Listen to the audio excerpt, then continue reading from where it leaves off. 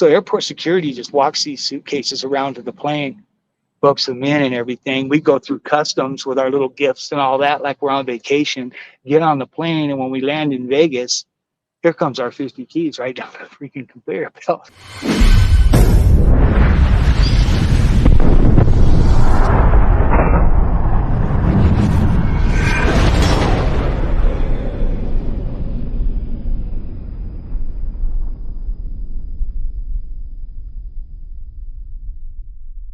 Welcome to this episode of Chatting with Stacks. I'm your host, Bill Stacks, and today I got Ronnie Harrell. I didn't step out with where am I going to live? What am I going to do? What am I going to wear? You know, even the dog. So there's a dog program in Soledad, and I'm part of the program, right? Yeah. She knows the woman that runs it. She gets a Dogo Argentina, purebred. Beautiful dog, man. She brings it down to her and says, I want you to bring this into Ronnie to train. So I get my dog into the prison. And I'm training this Dogo and all of this. Well, eventually I go to the hole because I had so much going on in that prison that about 7 dudes got together and lied on me and got me rolled up and shipped. And tried to step on you and shit. Yeah, they did all of that. And I ended up beating everything. But because there was 7 dudes put me on the enemy list, they wouldn't let me go back to the yard.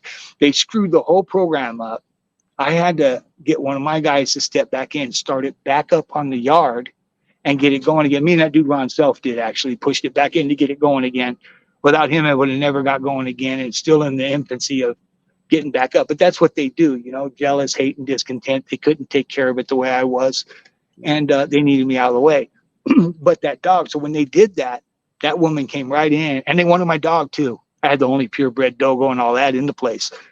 So the woman that runs it went and got my dog, gave her back to my wife, and that dog's in my backyard right now. You got him? Finishing the training, yeah. Wow, how old was the dog when you first got it in prison? Well, she was a little under a year when I first got her, and she's probably 17 months now. You know, and she's a dog. She bit me 4 times. Awesome. Oh, she bit you? Yeah, 4 times. She's a vicious prison? little fucker. But yeah. She dropped blood? No, it was really just a warning because she just don't like men for some reason, you know. And I didn't give up. I took the bites and kept on going, man. And now she's good with me, you know. Yeah. Yeah, she don't let nobody near me, and it's all good. That's crazy. So, yeah. That's a really crazy story. Yeah, it's the real deal. I never heard nothing like that before, man. Yeah. So I'm going to write this book about the whole, because eventually when I was doing the whole thing with Nino and running the 25 pounds from Mexico to Hawaii and all that and messing with them cartels and stuff, I also took a trip to Aruba with a friend of mine and 50 keys of coke. The feds already know all this. They already know all this. And I was bringing 50 keys of coke back and all of that, cutting it one-on-one. And I never asked how much I paid for what. I didn't need to know. How do you carry that much? How do you carry that much? Well, to bring there's a weird story about that too. So my friend tells me, look, Ronnie, I can get coke in Aruba for $2,000 a pound. We were watching this thing on 2020 where it says the whole island was built on cocaine, you know? Yeah. I said, well, then let's go do it, man. So, and he goes, yeah, and they'll help us get it back and everything. These Colombians, right? It's okay. So we fly over there. I get all this money into Aruba. And these Colombians, they're tying us off. And I'm at the Diva Village. They're tying us off, and they're not showing up. And I get mad. You know, I get in my feelings, and I call the dude, and I tell him, hey, you know what? Fuck your mamacita, fuck Colombia, fuck everything you're about. And if you don't like it, I'm in this room at the Diva Village. And I hang up. I look at the homeboy. I told him that might have been a mistake. And I give my old lady and his old lady all the money, cell phones. I tell them, go down the beach. If I don't call you, go on home. He means I'm not. And we go out to the back streets, and he knows Aruba. And we are finding some Mac 10s. We go back, and I'm waiting. Well, what had happened was their main dude, their main gente was over in Holland. Aruba's a province of Holland. And he just told them, leave him alone. He's got a right to be mad. For some reason, he wasn't able to get out of there and get back to me. He's got a right to be mad. Leave him alone. And so that was all down. I'm like, fuck, this is a wasted trip. And we're watching Blow, me and him, the old ladies down the beach, right? Yeah. And you see the guy go out into Mexico and start shaking hands and looking for somebody with weed. And he ends up on a mountain full of weed, right? Yeah. I kick the TV off and I tell my little partner, I said, hey, you want to pull a blow? He goes, what do you mean pull a blow? I go, that dude didn't know nobody, man. And he went out there and wound up on a whole mountain full of weed and eventually made his way to Pablo. I said, Aruba, we were just watching 2020. It's built on cocaine. Let's just go looking. So out we go, right?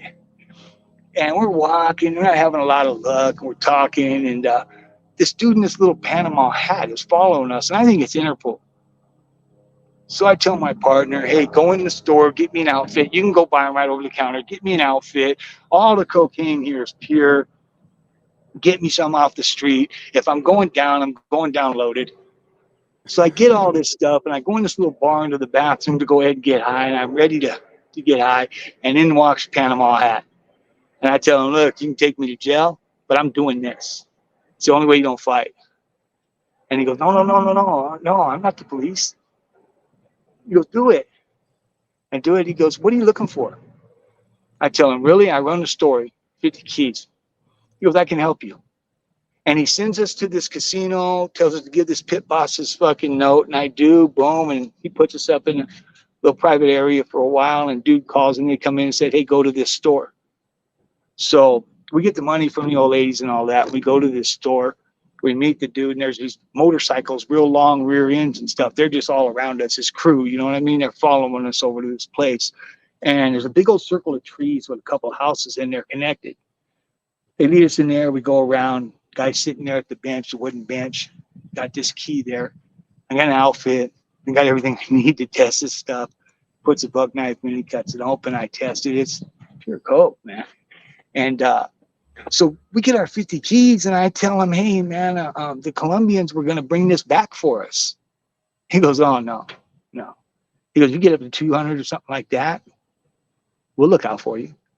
He goes, but I can help you. And he picks up the phone. He goes, just hold on. And the head of airport security comes, and he gives us suitcases. They're all false bottoms and all of that. He says, pack these this way. Boom. Drop them back off here. When you get off the plane in Vegas, watch for these suitcases. So we had the head airport security. Well, in Aruba, you go through customs in Aruba, not in Vegas.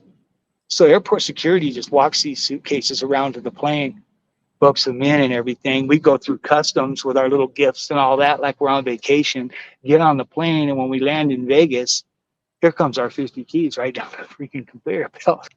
Yeah.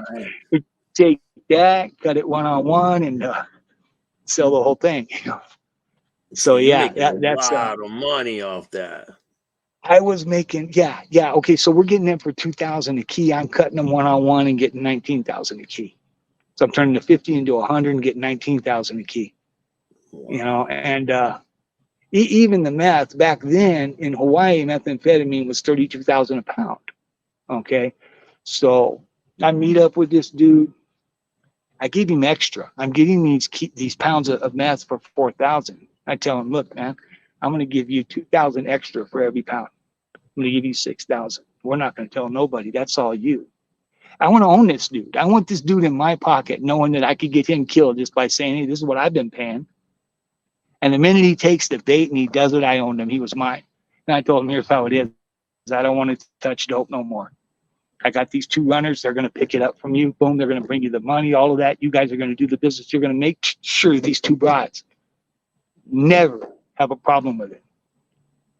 And I owned him. He had to, and he did, you know.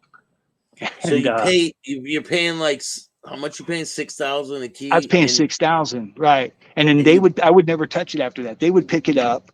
They would move it to another spot where those guys would wrap it up, and I would FedEx it to Hawaii. And then, so when it lands in Hawaii, it's worth 36,000? 32,000 a pound. And only half of that was mine. Okay, but I mean, still only half of that is a mountain of money. So then the money would come back and hollowed out VCRs. And I put it to where nobody had to sign for it when it hit my house. So I was living in Summerlin, which is the Beverly Hills of Vegas.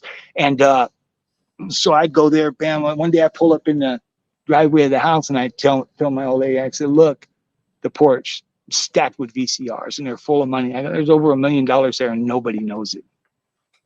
You know, so Yeah, it was a Now, good little run, I guess. But when you get busted, they take everything, huh? they take everything. They took houses. They took a boat on Lake Mead, a houseboat. They took a Carrera speedboat, a Hummer H2, Escalade EXT sitting on 24-inch spinners, a couple Harley Davidsons. They took everything, 3 houses. Then they went to a storage where I had all kinds of stuff worth a lot of money stored. How they found that, I don't know, but they sure did. No rock unturned. They took that, you know. But Now, having had all of that, did having they had have all of that, informants on you and oh, all they had that? everything. Yeah, they had everything. They had everything they needed. They did tell. DEA told me this. They because I'm at my second house, which was the dirt house, and I'm handcuffed sitting on a crate, and I'm looking at this Mac 10 in a box with a bunch of weed. And I don't even smoke weed, but I bought this weed for companies. I pull it from this one place, put a little in my freezer, and they could go out back and smoke it when they showed up. So I'm looking at it, I'm sweating that gun and all that. He looks at me, he goes, "You're worried about this?" And he kicks it to his partner. He goes, "That's the least of your problems." Puts it in the trunk, and I never heard about that again. That never came up. Just the whole meth thing. But you know that I tell my old lady too. You know what? That's the broken road that led me to who I'm with and where I'm at today. Yeah.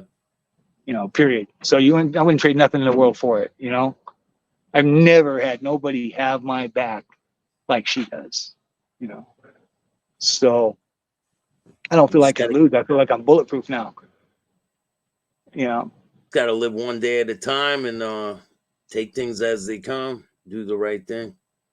right. So I'm thinking about writing the book from the moment I met Nino, how I met him, and what that led to with the whole Aruba, the Mexico, the whole thing right there, Put and the just movie have it. blow in it and everything. Put the Yeah, clip it's got it movie. all in there, man. The whole Yeah. get down, and I'll polygraph to the whole thing. I'd polygraph to all of this I'm talking to you about right now, and just having I just call the book. You can call me Nino.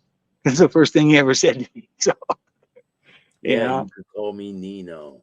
That's a yeah, good name. It's a great story, man. You got a lot of great stories. I'll have you on again and we'll talk some more. And yeah. We'll chop it up, and it's got a happy ending. I can assure you. You know, and yeah, look, I'm gonna plug this again one more time. yeah, go ahead. www.star2023.org. And if you can do something, there's nothing too small to help, man. And you'll really be helping a lot. And everything goes into helping people and kids and everything. Definitely. I'll put a link in the description of this video. You want to give anyone a shout out before we go? Just my wife, you know what I mean? Let her know that, hey, I appreciate her. And Chris getting on board too. And let my wife know that I appreciate everything she does for me. I've never had nobody have my back like her. And that's really what it takes. Definitely, man. I appreciate you and I look forward to speaking with you in the future. All right, Bill. You have a good one, man. If you like this show, hit the like button, subscribe, hit the notification bell so you can get my videos every time they drop. And if you don't like this show, too bad. Start your own podcast. Thank you.